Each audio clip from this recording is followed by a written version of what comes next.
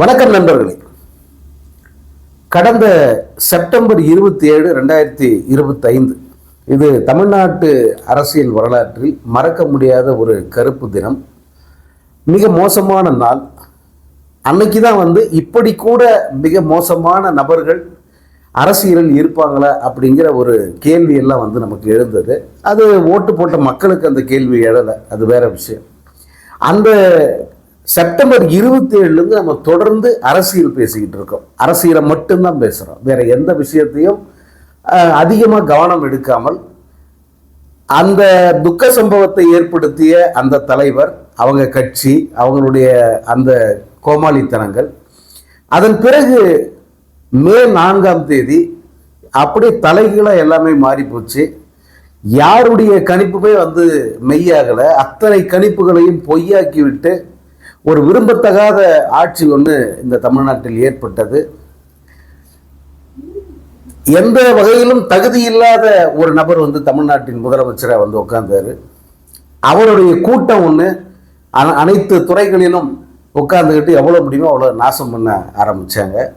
இது பற்றி பேசுவதற்கே எல்லோருக்கும் நேரம் சரியாக இருந்தது. இதை இவர்களுடைய அவலங்களை அம்பலப்படுத்துவது, இன்னும் இப்படி என்னென்ன ஆபத்துகள் வரப்போகுதோ அப்படின்னு சொல்லிட்டு எச்சரிப்பது, இதுதான் பிரதான வேலையாக இருந்தது. அதில் ஒரு முக்கியமான விஷயத்தை பலரும் கவனிக்க தவறினாங்க. பலரும்னா நம்ம ஏற்கனவே சொன்னோம், இந்த ஆட்சி என்பது இவர்கள் தானாக வந்துடல, நம்ம மேலே திணிக்கப்பட்டவர்கள். இவங்கெல்லாம் நம்ம மேலே திணிச்சிருக்காங்க. ஏன்னா ஓட்டு போட்டாங்க, குழந்தை சொல்லி ஓட்டு போட்டாங்க, பேரம்பேத்தி சொல்லி ஓட்டு போட்டாங்க அப்படிங்கிறது ஒரு பக்கம் இருந்தாலும், அந்த ஓட்டுக்கள்ங்கிறது இந்த அளவுக்கு மேசிவா ஒரு ஆட்சியை மாற்றக்கூடிய அளவுக்கு இருந்திருக்குமா அப்படிங்கிற கேள்வி இப்போ வரைக்கும் பலருக்கும் தொடருது. இந்த ஆட்சி எப்படி வந்திருக்கும்? இந்த ஆட்சி வந்த விதம் என்னன்னா, ஒன்றிய அரசில் இருக்கிற அந்த முக்கிய புள்ளிகள் அவர்களுடைய ஆசீர்வாதத்தோடு இங்கு ஆட்சி மாற்றியமைக்கப்பட்டிருக்கிறது. இங்கிருந்த ஆட்சியை ஒரு திட்டமிட்டு திருட்டுத்தனமாக இந்த ஆட்சியை அகற்றி இருக்காங்க. இவர்களுக்கு அந்த வாய்ப்பு கொடுத்துருக்காங்க. ஏன்னா செப்டம்பர் 27க்கு பிறகு நான் அரசியலுக்கு சரியில்லை, நான் அரசியலை விட்டு நான் போறேன், எனக்கு இந்த அரசியல் வேண்டாம், என்னால் தாக்கு பிடிக்க முடியல அப்படின்னு சொன்ன நபரை டெல்லிக்கு வரவழைத்து அவருக்கு அனைத்து விதமான உத்தரவாதங்களையும் கொடுத்து அவருக்கு சாதகமாக தேர்தல் முடிவுகளை மாற்றி அவரை முதல்வராக ஆக்கியிருக்காங்க. அப்படிங்கிறது நான் சொல்ற குற்றச்சாட்டு இல்லை, இது டெல்லியில் சொல்லப்படுகிற முக்கியமான ஒரு கருத்து. ஒரு குற்றச்சாட்டு அவங்க சொல்ல, இப்படித்தான் தமிழ்நாட்டில் ஆட்சி மாறி இருக்கும், அதற்கான வாய்ப்பு இப்படித்தான் இருக்கும் அப்படின்னு சொல்றாங்க எல்லாருமே. இப்ப நடக்கிற விஷயங்கள்லாம் பார்க்கும்போது அதுதான் உண்மை அப்படிங்கிறத ஓரளவுக்கு நம்ம அதை நம்ப முடியுது. ஏன்னா இந்த ஆட்சி அமைந்த பிறகு இந்த 2 மாத காலத்தில் தமிழ்நாட்டில் அரங்கேறி இருக்கிற சம்பவங்கள் எல்லாம் பார்த்தீங்கன்னா அதிர்ச்சியா இருக்கு. நம்ம இந்த கீர்த்தனா போய் பள்ளிக்கூடத்தில் மாணவியை டார்ச்சர் பண்ணது, அல்லது நிர்மல்குமார் தினமும் பிரஸ் மீட்டுங்கிற பேரில் உளறிக்கிட்டு இருக்கிறது, அல்லது இந்த என்ன மது விலக்குத்துறை அமைச்சர் அப்படிங்கிற பேரில் ஒருத்தர் பண்ணுற கோமாளித்தனங்கள், இதெல்லாம் நம்ம பெருசாக பேசிக்கிட்டு இருக்கோம், நம்ம அதை கிண்டல் பண்ணிக்கிட்டு இருக்கோம். ஆனால் இந்த கண்டென்ட்டுக்காக அலைகிற இந்த மீடியாக்களுக்கு இதையெல்லாம் தினமும் வாரி வழங்கிட்டு இன்னொரு பக்கம் மறைமுகமாக நம் கண்ணில் மண்ணை தூவிட்டு பல்வேறு இதுவரைக்கும் தமிழ்நாடு எதையெல்லாம் எதிர்த்து வந்ததோ, எதெல்லாம் தமிழ் மண்ணில் அரங்கேறாமல் நம்ம தடுத்துக்கிட்டு இருந்தோமோ அதையெல்லாம் அவங்க வெற்றிகரமாக அரங்கேற்றிட்டு இருக்காங்க. அதுல முக்கியமானது என்னன்னா, இந்த திருப்பரங்குன்றம் மலை விவகாரம். இந்த திருப்பரங்குன்றம் மலை விவகாரத்தில் திமுக அரசு எடுத்த நடவடிக்கை, நீதிமன்ற உத்தரவு இருந்தும் கூட அந்த நீதிமன்ற உத்தரவை மதிக்கலைன்னா அதனுடைய விளைவுகள் என்ன ஆகும் அப்படின்னு கேட்குறாங்க. நாங்கள் பார்த்துக்கிறோம், அதை we will face the consequences. கண்டிப்பாக உங்களை மலை மீது தீபத்தை அனுமதிக்க முடியாது, போங்கடா அப்படின்னு சொல்லிட்டு தடுத்து நிப்பாட்டியது இந்த திமுக அரசு, திமுக அரசுடைய காவல்துறை. அந்த அளவுக்கு உறுதியாக நின்னாங்க. திருப்பரங்குன்றம் மலையை காத்தார்கள். அங்கே ஒரு மிகப்பெரிய மத மோதல் ஏற்படுவதை அவர்கள் காத்தாங்க, அப்படி ஏற்படாமல் தடுத்தாங்க. ஆனால் இன்னைக்கு என்ன நடந்திருக்கு அப்படின்னா, திருப்பரங்குன்றம் மலையில் தீபம் ஏற்ற விஷயத்தில் உங்கள் நிலைப்பாடு என்ன சொல்லுங்க அப்படின்னு நீதிமன்றம் கேட்குது. 2 ஆண்டுகளுக்கு முன்பு இருந்த நிலை தொடரும் அப்படின்னு சொல்லிட்டாங்க. ஆனால் இப்ப என்ன பண்ணியிருக்காங்கன்னா, அந்த மலையை மீண்டும் ஆய்வு செய்யுங்க. 2 ஆண்டுகளுக்கு முன்பு என்ன நிலையோ அது தொடரும்னு சொன்னா இப்ப எதுக்கு அதை ஆய்வு செய்யணும்? ஆய்வு செய்து எதை நிறுவ போகிறீர்கள்? அங்கிருந்த அந்த தூண் என்பது தீபம் ஏற்றுகிற தூண் அல்ல, அது நில அளவை கல், சர்வே கல் அது அப்படிங்கிறத நம்ம பல முறை நம்ம சொல்லியிருக்கோம். பல அறிஞர்கள் அல்லது நிலவியல் ஆய்வாளர்கள் பலரும் அதை சொல்லியிருக்காங்க. இது பல 100 ஆண்டுகளாக அங்கே நிற்கிற ஒரு அளவைக்கல் அது. ஆனா அதில் தான் தீபம் ஏதா தர்காவுக்கு பக்கத்தில் இருக்கு, அங்கு தீபம் ஏற்றணும். அதில் ஏதாவது கலவரம் ஏற்பட்டு தர்காவை இடித்து தரைமட்டமாக்கணும் அப்படிங்கிறது இந்த மதவெறியர்களின் நோக்கமாக இருக்கு. பாபர் மசூதி எப்படி இடிச்சாங்க? நாங்க அங்க இருக்கிற ராமரை வழிபட போறோம், அந்த சிலை அங்க இருக்கிற ராமர் பிறந்த இடம் அதுதான், அந்த இடத்துல நாங்கள் வழிபாடு நடத்தணும், அதுக்கு எங்களை அனுமதிங்கன்னாங்க. கோர்ட் அனுமதிச்சது. அடுத்த சில மணி நேரங்களில் பாபர் மசூதி இடித்து தரைமட்டமாக்கப்பட்டது. அந்த மாதிரி ஒரு சம்பவத்தை அரங்கேற்ற வேண்டும் என்பது மதவெறியர்களின் ஆசையா இருக்கு. அதற்கு நீதிமன்றம் வழியாக அவர்கள் ஒரு ஒரு முயற்சி எடுக்கிறாங்க. நீதிமன்றமும் அதற்கு துணை போகுது. இப்போ அந்த மலையை மீண்டும் அளந்து எது வரைக்கும் தர்காவுக்கு சொந்தம், எது வரைக்கும் திருப்பரங்குன்றம் கோயிலுக்கு சொந்தம், எங்க தீபம் ஏற்றணுங்கிறத புதுசா அவங்க தீர்மானிக்க போறாங்களா. இப்போ இத்தனை காலமும் தீபம் ஏற்றினாங்களா, அதனால என்ன மாறிடுச்சு? இப்போ புதுசா நீங்க தீபம் ஏற்ற போறதால என்ன மாறிட போகுது? என்ன சாதிக்க போறீங்க? அதுல என்ன இந்த நாட்டுக்கு நல்லது நடந்துட போகுது? ஒரு இளவும் கிடையாது. எங்க ஏத்தனா என்ன? மலையில ஒரு இடத்துல கார்த்திகை அப்போ தீபம் ஏத்தனா போதும், அவ்வளவுதானே. அதுக்கு ஏன் இவ்வளவு தூரம் மல்லு கட்டுறீங்க, இவ்வளவு தூரம் சண்டை போடுறீங்க? இப்போ இதற்கு தாவேக அரசு அமைதியாக அவங்களுக்கு அனுமதி கொடுக்குது. எந்த விதமான எதிர்ப்பையும் காட்டல. 2 வருஷத்துக்கு முந்தைய நிலைப்பாடு தான் வாயால சொன்னாலும் நடவடிக்கை அப்படின்னு பார்த்தீங்கன்னா நீதிமன்றத்துக்கு துணை போகிற வகையில், நீதிமன்றத்தினுடைய தீர்ப்பை எந்த வகையிலும் எதிர்க்காமல் அமைதியாக தலைவணங்கி அவங்கள அனுமதிக்குது. இதைத்தான் அவங்க எதிர்பார்த்தாங்க. நமக்கு இப்படி ஒரு அரசு தமிழ்நாட்டில் இருக்கணும் அப்படிங்கிறது. அதுக்கு அடுத்து பார்த்தீங்கன்னா இந்த இஸ்லாமியர்கள் பண்டிகை, அந்த இஸ்லாமியர்களுடைய பக்ரீத் பண்டிகையின் போது குறிப்பாக மாடுகளை பலி கொடுப்பாங்க. அது அந்த ஈகை திருநாள் அப்போ இந்த மாடுகளை பலியிட்டு மற்ற மக்களுக்கு அதை தானமாக கொடுக்கறது அவருடைய வழக்கம். இந்த மாடுகளை வெட்டுவதற்கு தடை வாங்கிட்டாங்க அவங்க. வெட்டுறதுக்கு இப்போ நான் இருக்கிற பகுதியில் கிட்டத்தட்ட ஒரு 10 மாட்டுக்கறி கடை இருக்கும் சாலை ஓரத்தில். செங்கல்பட்டுல இருந்து நான் இருக்கிற பகுதி வரைக்கும் டிராவல் பண்ணால் ஒரு 10 மாட்டுக்கறி கடைகள் இருக்கும். அந்த கடைகளில் ஒன்று கூட பக்ரீத் அன்னைக்கு செயல்படலை. மொத்த கடையை மூடிட்டாங்க. ஏன் மூடிட்டாங்கன்னா அங்கெல்லாம் மாடுகள் வெட்டுவதற்கு தடை அப்படின்னு சொல்லிட்டு நீதிமன்றம் மூலமா உத்தரவு வாங்கிட்டாங்க. இத்தனை காலம் அது இருந்ததுன்னா இல்லை. முதல் முறையா தமிழ்நாட்டு வரலாற்றில் முதல் முறையா பக்ரீத்துக்கு மாடுகள் பலியிட தடை அப்படின்னு சொல்லி உத்தரவு வாங்கினது அங்கதான். அப்போ என்ன பண்றதுன்னா ஸ்லாட்டர் ஹவுஸ், அதாவது மாடு வெட்டுறதுக்குன்னே கூடங்கள் இருக்கு. அதாவது கார்பரேஷன் பகுதியில் அல்லது நகராட்சி பகுதியில் ஒரு குறிப்பிட்ட இடத்துல ஒரு ஸ்லாட்டர் ஹவுஸ்ன்னு ஒன்று இருக்கும்.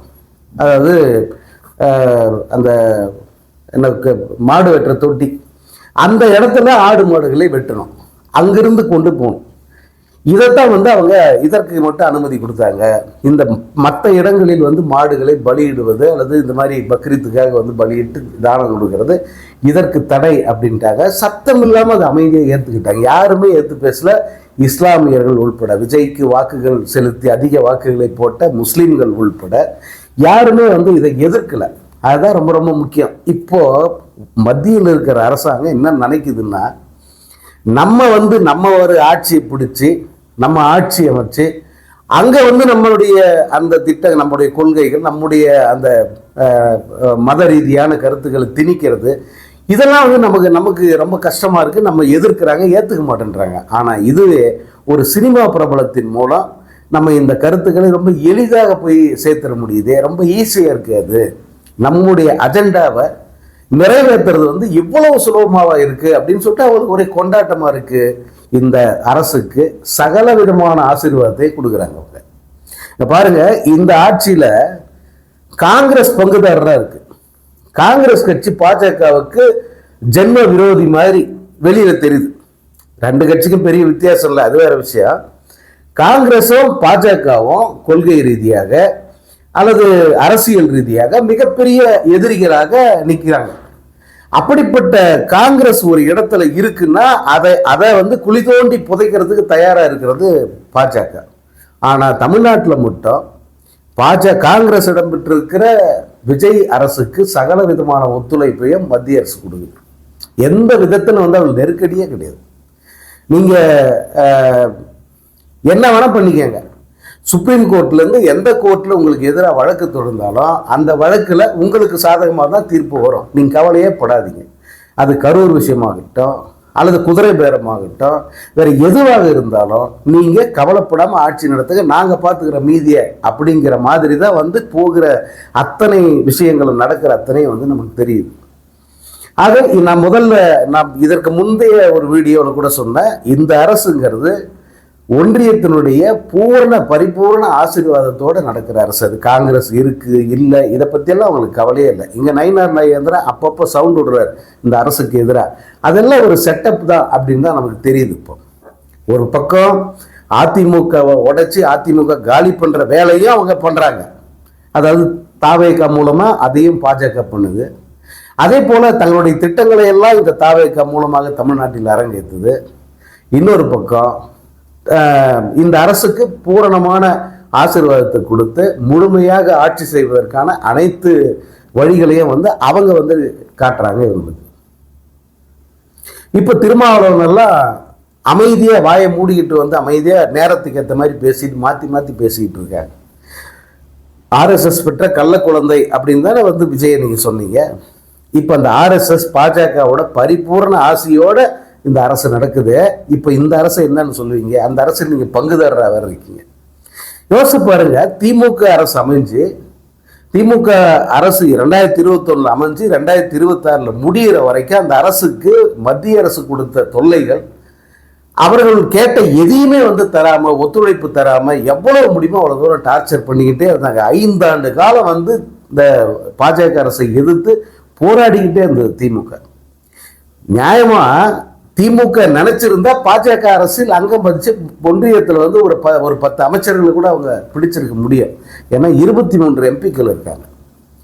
இந்த 23 எம்பிக்கள் தயவு வந்து மத்திய அரசுக்கு தேவை. 2024 மைனாரிட்டி அரசா மோடி அரசு அமைஞ்சிருச்சு.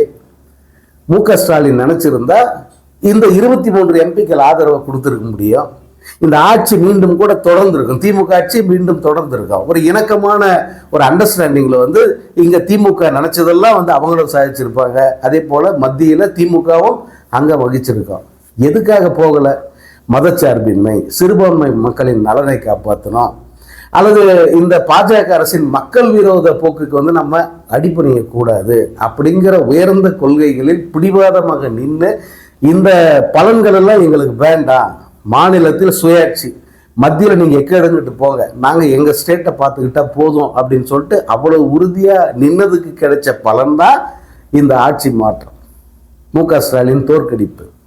யாரை நீங்கள் தூக்கி வந்து உட்கார வச்சுக்கிறீங்க?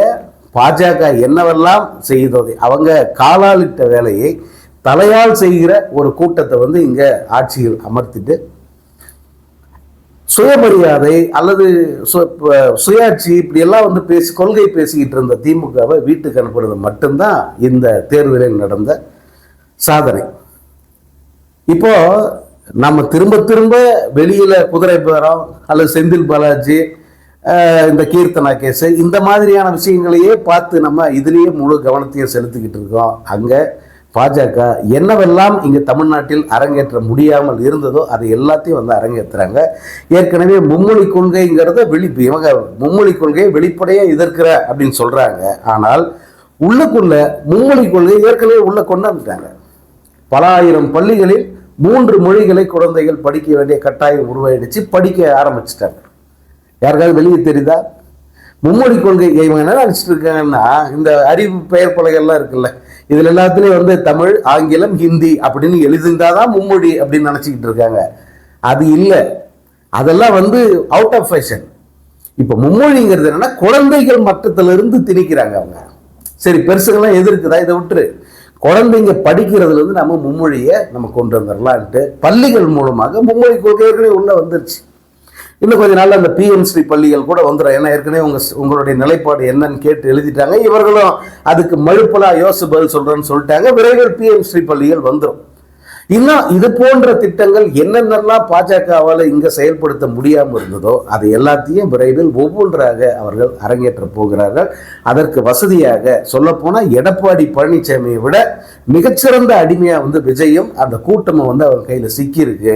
இதை வைத்து மீதி எல்லாத்தையும் நம்ம நிறைவேற்றலாம். போதா குறுக்கி காங்கிரஸ் அவங்க கூட இருக்கிறது ஒரு வகையில் நமக்கு நல்லது தான் அப்படின்னு நினச்சிக்கிட்டு தான் வந்து இந்த அரசை முழுமையாக ஒன்றிய அரசு ஆதரிக்குது அப்படிங்கிற உண்மையை வந்து மக்கள் புரிஞ்சுக்கணும். நம்ம ஆக்சுவலாக இந்த அரசியலில் கவனம் செலுத்துறதுக்கு பதில் இந்த விஷயங்களை வந்து நம்ம கவனம் செலுத்தி இதற்கு மக்கள் தங்களுடைய எதிர்ப்பை, அந்த எதிர்ப்பு மனநிலையை தயாராக வச்சுக்கணும். ஏன்னா நான் விரைவில் தேர்தல் 6 மாதத்தில் வரும் அல்லது இவங்களை கலைச்சிடுவாங்க அதையெல்லாம் நான் நம்பலை. திமுக நம்புது.